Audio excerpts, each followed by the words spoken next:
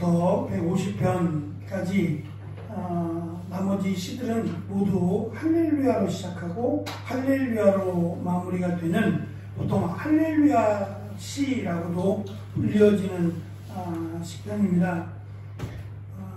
맨 마지막 시편, 짧지 않은 150편이나 되는 시편 가운데 이 마지막 5편을 할렐루야로 시작하고 할렐루야로 마무리 짓는 시를 이렇게 맨 마지막 쪽에 편집해 둔 것은 특별히 의미가 있으리라 생각합니다.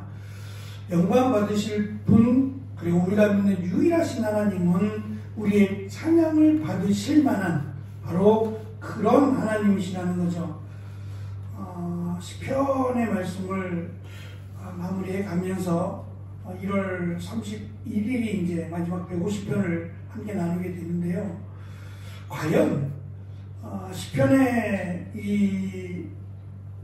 대표적으로 다윗의 시도 있고 또 몇 사람, 대표적인 몇 사람의 이름은 기록되어 있지만 대부분의 많은 시들은 사실 이름이 없는 무명의 시들입니다. 그런데 이 시를 기록한 또 이 시편의 150편이나 되는 이 시편의 시인들은 과연 하나님을 얼마나 알고 있을까라는 생각이 들었어요. 어제도 우리가 수요일날 말씀드린 것처럼 이 하나님의 비밀이라고 하는 이 메시아와 관련된 예수 그리스도와 관련된 내용들은 거의 없어요. 그러니까 시편의 내용은 하나님이 누구시냐, 우리가 믿는 하나님은 어떤 하나님이시냐에 주로 초점이 맞춰져 있습니다. 오늘 우리가 읽은 146편의 말씀도 구체적인 어떠한 사건을 가리키는 게 아니라 하나님, 우리가 믿는 하나님, 또 우리가 우리의 찬송을 받으실 만한 그런 하나님은 어떠한 하나님이시냐라는 것을 고백하고 그것을 확실하게 믿자라고 하는 그런 다짐과 권면을 146편에서 하고 있습니다. 1절과 2절에서 시인은 평생 영원히 하나님을 찬양할 것을 강조하고 또 고백합니다. 3절과 4절 말씀을 보면 방백들을 의지하지 말며 라고 개혁성경을 기록하고 또 개정성경은 귀인들이라고 번역을 했어요. 높은 위치에 있는 힘을 가진 자들, 그들을 의지합니다. 그들을 의지하지 말고 힘과 능력과 권세를 가진 자들을 의지하지 말고 반대로 도울 힘이 없는 인생도 의지하지 말라라고 힘이 있는 자나 힘이 없는 자나 그 누구도 의지하지 말라라고 시인은 말하는데요. 여기 인생이라고 하는 도울 힘이 없는 인생이라고 하는 인생으로 번역된 이 단어가 아담의 아들이라는 단어예요. 아담의 자손, 아담의 아들이라고 하는 단어를 인생이라고 번역을 했어요. 아담에 속한 아담의 뿌리를 둔 모든 인간들이란 말이죠. 그 인간들은 결국 4절에 있는 것처럼 흙으로 돌아갈 사람들이에요. 호흡이 끊어지면 흙으로 돌아갈 사람. 어찌 보면 인생 무상이라는 말을 하지요. 인생을 살아왔던 사람들의 이야기일 겁니다. 살아야 할 사람들의 말은 아닐 거고 인생을 거의 다 살아본 사람의 말은 인생 무상이라는 말들로 주로 하죠. 그게 한계입니다. 인간 흙으로 만들어진 그리고 다시 흙으로 돌아가야 될 인간들은 한계가 있어요. 그렇지만 그 한계 속에서 분명히 하나님은 사람과 다른 동물들을 구별하셨어요. 보시기에 심히 좋았다라는 하나님의 마음도 있지만 하나님의 형상을 담아 놓으셨어요. 이거는 우리가 이 땅에서 함께 살아가는 애완동물이나 또 이런 것과는 차원이 다른 겁니다. 이거는 하나님께서 그어주신 기준이에요. 결코 같지 않습니다. 아무리 말씀드리지만 강아지나 고양이나 또 다른 애완짐승을 내가 좋아하고 사랑한다고 해도 결코 가족이 될 수 없는, 좀 이렇게 너무 단호한 이야기가 될지 모르지만 결코 가족이 될 수 없는 그런 관계예요. 그러니까 짐승은 영혼이라는 게 없어요. 그러나 사람에게는 영혼이라는 게 있어요. 그래서 하나님은 사랑이라는 단어를 하나님과 사람에게만 허락하셨어요. 오직 하나님만을 사랑할 것과 이웃을 사랑할 것을 우리에게 말씀하신 것도, 우리의 대상, 우리의 사랑을 받을 대상은 하나님과 사람밖에는 없다라고 하는 말씀이죠. 시인은 하나님을 찬양하겠다라고 하는, 영원히 하나님만을 찬양하겠다라고 하는 이 고백을 단순히 노래하고 기뻐하는 것으로 생각하고 있지 않습니다. 하나님 외에 그 어떠한 것도 의지하지 않겠다라고 하는 이 단호한 결단을 하나님을 향한 찬양으로 연결시키고 있기 때문이에요. 그러니까 우리가 하나님을 찬송한다, 찬양한다는 것은 그 안에 하나님만을 찬양한다는 그 의미가 결국은 이 땅에 그 어떤 것도 의지하지 않겠다라고 하는 단호한 결단이 함께 있어야 돼요. 그러니까 이왕이면 이것도 좋고 저것도 좋다, 많은 분들이 그렇게 이야기하는 분들이 많아요. 그래서 드라마나 영화나 이렇게 보면 다급할 때는 여러 신들을 다 불러요. 있는 종교의 신들을 다 부르죠. 그 중에 하나 맞으면 다행이고, 그런 건 없어요. 그거는 하나님을 믿는 게 아니라 오히려 모독하는 거죠. 하나님만을 믿는다는 것, 하나님만을 의지한다는 것이 바로 시인은 하나님만을 찬양하겠다라는 것으로 연결을 시키고 있습니다. 오전에는 이러한 사람, 하나님만을 의지하는 사람이 복이 있다라고 설명하는데요. 이 복이 있다는 복의 개념이 우리식의 생각일 수도 있어요. 왜냐하면 복이 있도다라고 번역된 단어가 직역하면 만족하다라는 단어예요. 그러니까 만족한 것, 내가 당장 먹을 것이 있고 내가 당장 누울 곳이 있고 하는 이것이 그들은 복으로 생각했을 수 있어요. 당장 눈앞에 있는, 누구에게나 있는 문제잖아요.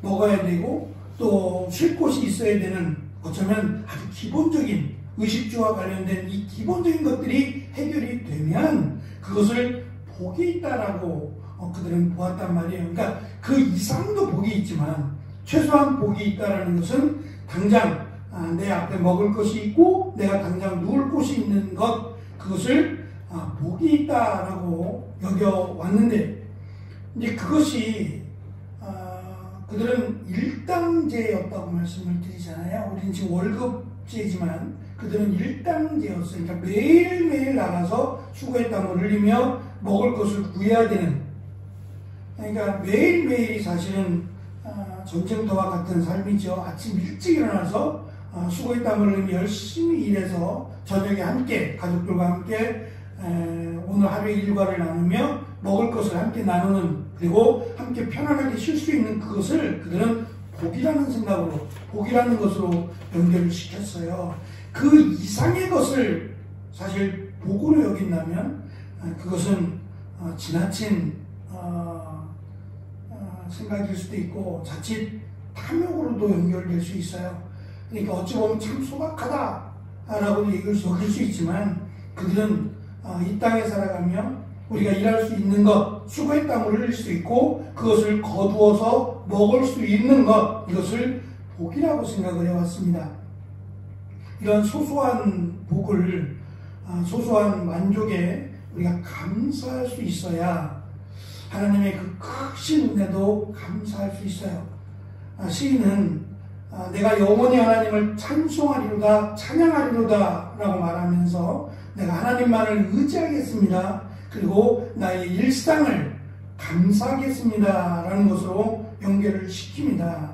그리고 하나님에게 자기의 소망을 두는 자, 5절에 보면 하나님에게 그 소망을 두는 자가 복이 있다라고 설명을 하는데, 이걸 이 번역보다는 하나님의 뜻을 기다리는 것으로 번역하는 것이 더 좋은 번역인 것 같아요. 그러니까 하나님의 뜻을 어떠한 상황이 주어지든지 간에 하나님의 뜻을 기다리는 자가 복이 있는 자이며 만족함을 얻을 것이다 라는 것을 시인은 강조합니다. 자신의 인생을 돌아보니 이러한 경험들이 있어서 고백하는지는 알 수 없지만 적어도 그는 이 부분에 대한 확신이 있는 것 같아요.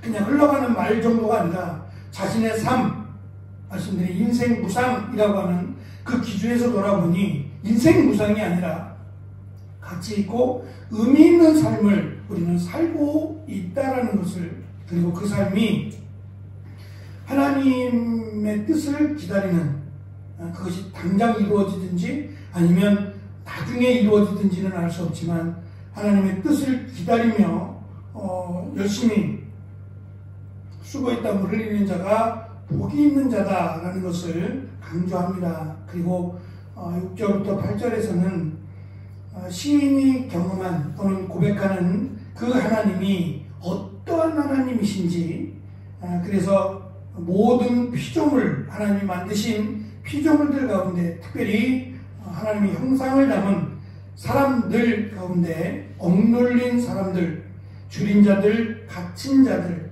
맹인들, 비굴한 자라는 말은 낮은 곳에 있는 사람들을 조금 뭐랄까요, 폄훼해서 번역한 것 같아요. 낮은 사람이 비굴한 사람은 아닌데 이걸 비굴한 사람으로 이렇게 번역을 좀 했어요. 좀 지나친 번역인 것 같아요. 그러니까 낮은 곳에 있는 사람들, 가난하고 약한 사람들을 의미하는 말입니다.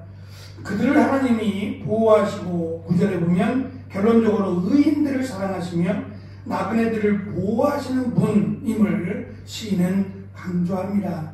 시인이 겪은 하나님은 온 땅을 다스리는, 통치하시는 만왕의 왕이신 하나님이신데, 그 만왕의 왕이신 하나님은 낮은 자를, 그리고 의인들을 보호하시는 그 하나님이심을 시인은 고백합니다. 사실 인간은 악해서 인간을 평가하는, 인간을 판단하는 못된 습관이 있어요. 우리를 만드신 분은 하나님이시거든요. 근데 그 하나님이 만드신 하나님의 작품인 인간이 평가를 해요. 그리고 점수를 매긴단 말입니다. 이게 얼마나 어리석은 일인지 몰라요. 하나님은 판단을 받는 대로 나도 너를 판단하리라 라고 말씀하셨거든요. 저는 하나님이 만드신 피조물로 가장 중요한 것이 있다면 정직함과 신실함이라고 생각해요.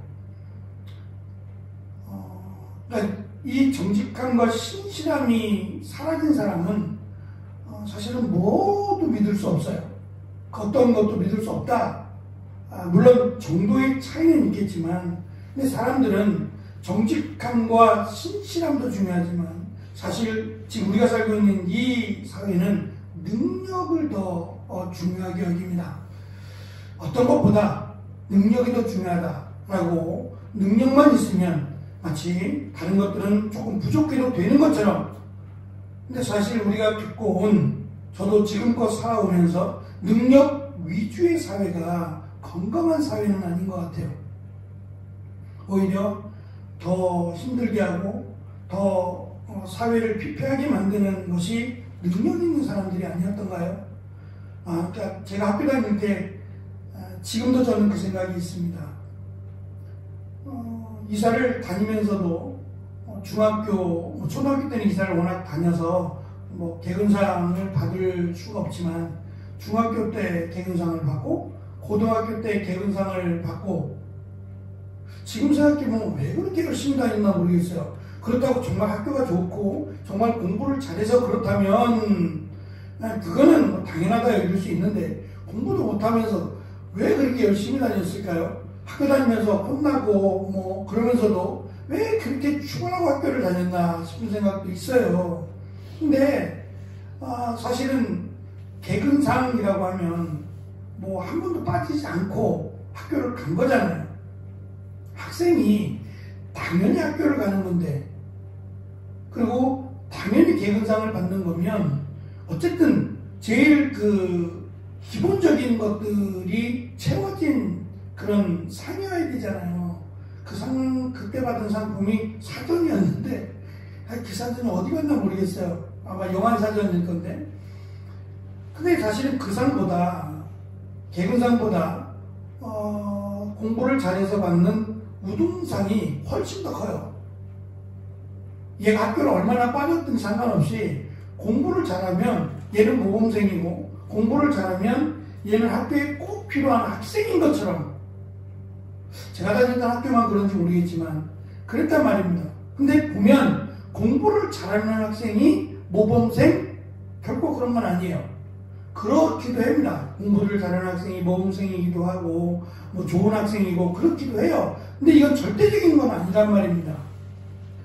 그러니까 공부만 잘하면 모든 것이 다 괜찮아 라고 말하는 사회는, 저는 건강한 사회는 분명 아닌 것 같아요. 오히려 나에게 주어진 일들을 성실하게 정직하게 감당하는 것이 저는 훨씬 더 가치 있고 중요한 일이다라고 생각을 합니다.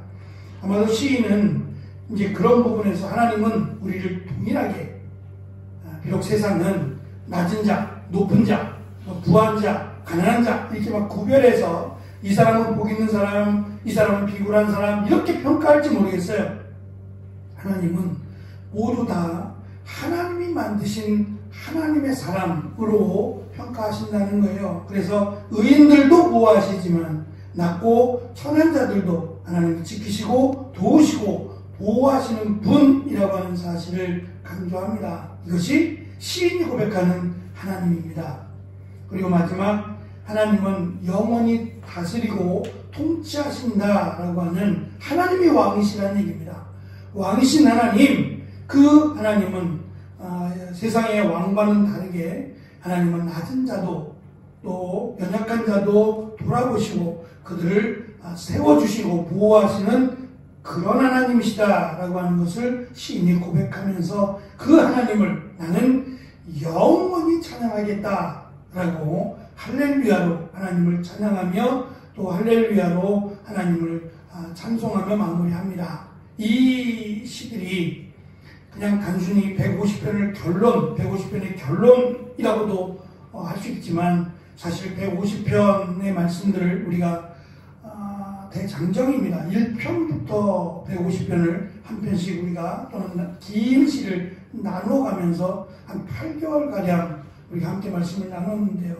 이 시를 나누면서 이 시편의 결론일 뿐만 아니라 우리의 신앙의 모습도 이 시편과 같이 하나님의 다스리시고 통치하시는 그 하나님의 마음처럼 우리도 하나님의 사람들, 그들을 위하여 기도하고 그들을 배려할 수 있는, 그들을 사실 축복할 수 있는 그런 넉넉하고 그런 하나님의 마음을 담는 우리가 되어지기를 간절히 축원합니다. 기도하겠습니다.